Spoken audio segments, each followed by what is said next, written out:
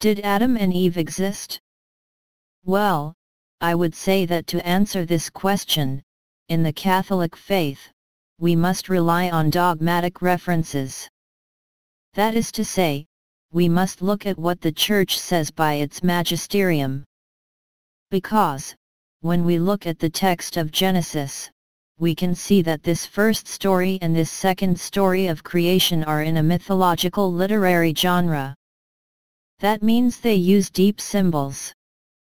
For example, Adam means he who is made of earth, and Eve, the mother of all living. They are therefore symbolic names. Results, in the 70s, in the middle of the search for a new theology after the Second Vatican Council, and many theologians, including Father Martelet, had affirmed that Adam and Eve were the symbol of a humanity coming out of little of the clay of animality to become human. Well, Pope Paul VI, beatified in 1968 against these new theories, issued a creed of the Catholic Church where he reaffirms the following: Adam and Eve are a real man and woman who have committed a sin really, individually. And so when we look at the benchmarks given by the Church for what is true and what is symbolic, well, we find 5 dogmatic references concerning Adam and Eve. I give them here. First mark, therefore, Adam is an individual man that we will find on the other side. Eve is an individual woman whom we will find on the other side. Second reference, their soul was created directly by God. And Pope John Paul II reminded him in 1996 before the Vatican's Scientific Commission that if their bodies are very likely to evolve, we must maintain that their spiritual soul is created directly by the hand of God. God, it means that the Church does not speak about the evolutionary origin of the body, it does not concern it, it deals only with the doctrine of salvation. Third dogma, they were not created as in a state of animals, brutes, no. When they received their spiritual soul, they received at the same time a spiritual grace, which is called original grace and made them immaculate conception. The image later of what the Virgin Mary will be, which means that Adam and Eve are not monkeys, they are sages.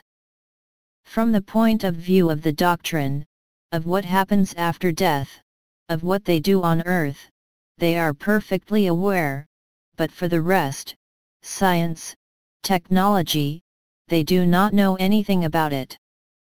Fourth dogmatic landmark, they sinned freely. So freely, that it could only be a sin of pride.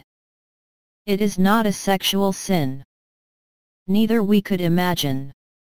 They chose, because they were lucid and they mastered, by the original grace their sensitivity, they chose, something related to disobedience.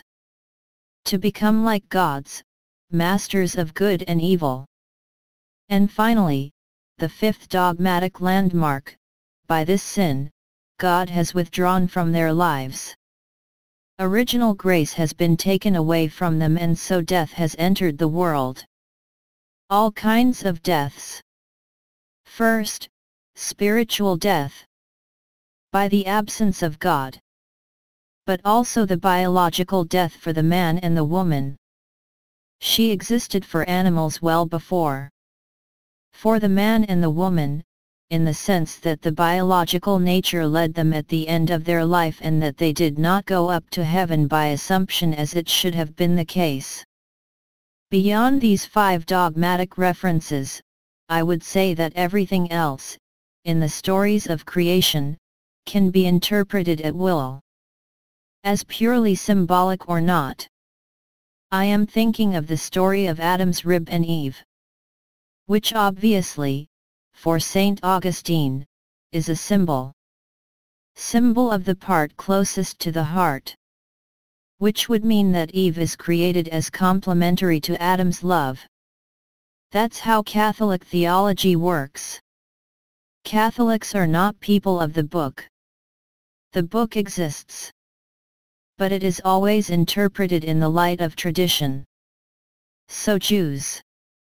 But also Christian saints, and to confirm what is true and false, the magisterium provides benchmarks that we follow because we can trust them.